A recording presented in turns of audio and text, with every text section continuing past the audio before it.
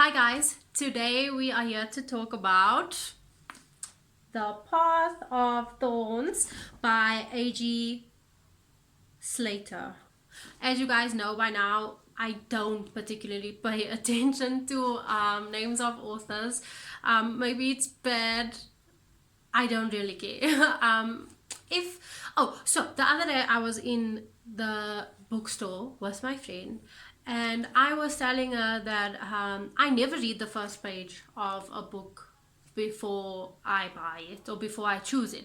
I literally look at the cover, I read the blurb. If I'm sold based on those two things, I purchase the book and I will start reading it. I didn't know that some people actually go and open and read the first page. The thought just never crossed my mind. That should tell you more about the kind of reader that I am. So, The Path of Thorns. I give this book 3.5 stars out of 5. It's missing that half to make it 4 out of 5 stars because I wasn't particularly a fan of how the author chose to end this. Okay?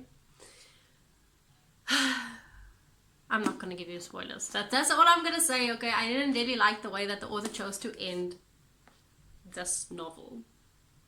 Okay, so The Path of Thorns.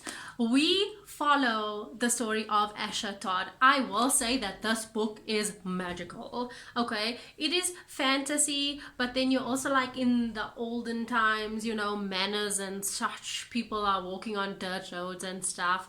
But there's magic. It's fantasy. And I really like that it gets into the darker magic of things. I also like that magic is spoken about as a completely normal thing, and I get that. Okay, you might be okay, Misha, it's fantasy, so obviously it's normal in their world. I'm not talking about that. I'm talking about how Asher Todd just casually mentions all of these things that she can do or that she has done to you, and it's completely normal for her, but she's aware that for other people it's not normal. Okay, I just like the way that the character speaks about her abilities.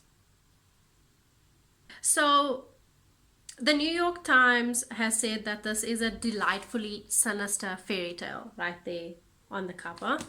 And I don't think it's all that sinister, okay? I've read and heard about a lot of fucked up fantasy stories, and I honestly believe that this isn't that deep. So, Asher Todd goes on a quest to fulfill a promise that she made to her mom. Her mom is deceased. That's not a spoiler. You know it immediately. Okay, and she goes to work for this family where then she has to fulfill the wishes of her mother. And now I am going to give you a spoiler, so if you want to exit my video, do it now. So spoiler alert, the family that she goes to work for turns out is actually her family, but they don't know because she's got a disguise. What is her disguise? It's a whole other human being that she's wearing, not the actual flesh of the dead person. It's just an emulation, okay? And the emulation is important. You'll find out why later if you read the book. But anyway, she goes and then she becomes a governess to these 3 kids who are actually her nephew and nieces, but they don't know, okay? And she doesn't say anything. And she goes to love them, and shit gets messy and tangled and complicated, and then there's an abusive man, whatever, who men are just typically abusive in this time period. It's a thing, okay? While being a governess and fulfilling the wishes to her dead mother, whose ghost is now living in the house with her, she meets her love interest, who first tries to unalive her, okay? Which, as far as fantasy romances goes, that's completely normal. This kind of thing happens all the time. Also, my neighbor just walked past the window while I was recording this and straight up looked at me like I'm a mad person. But anyway, we move. So she has a love interest and they fall in love, and yeah, the book is called The Path of Thorns because it's actually really sad. So there's this quote in the book, and I'm just going to paraphrase it because I've lost the place. I've been meaning to record this book review for 2 weeks now, and there's been construction, and this is like the first quiet time I have gotten where I also look like a decent human being to record this. So this book review is all over the place, but do you actually care? If you are still watching the review at this point in time, comment a fairy, and then I know you're still with me. Okay, so it's called The Path of Thorns because the path in life that a woman walks is thorny. And it sounds not so deep. But I will find the quote and I'll put it here. So, pause to read the quote now.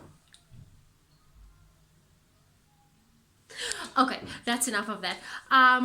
This book review is going to be short and sweet. I will say that I am proud of myself for finishing this book because it's actually the first book that I've finished in 2025, okay? Cover to cover. Everything else I've picked up and put down. I don't know why. I've been in a reading slump. There's been a lot going on in life, but I finished this book and I really, really enjoyed it. And why did I start this book, you may add? Because of you, Escom. Because you took the lights away and I had nothing and my phone died and it was hectic, and I picked up this book, which I've been meaning to read forever, okay? Anyway. But then I read it. So thank you, Escom, for being completely unreliable. I rate this book 3.5 stars out of 5. If you like governesses, if you like mistresses, if you like adultery, magic, black magic, death, destruction, and wearing other people's skin, this book is for you.